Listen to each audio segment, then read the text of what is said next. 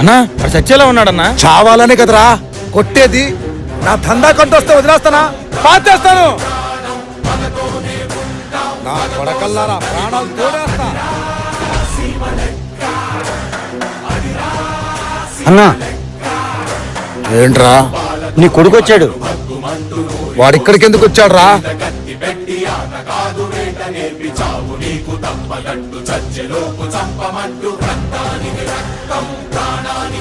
ఏరా ఇక్కడికి రావద్దని చెప్పాగా, ఎందుకు వచ్చావు? నానా పక్క ఎగ్జామ్ ఫీజు కట్టాలి.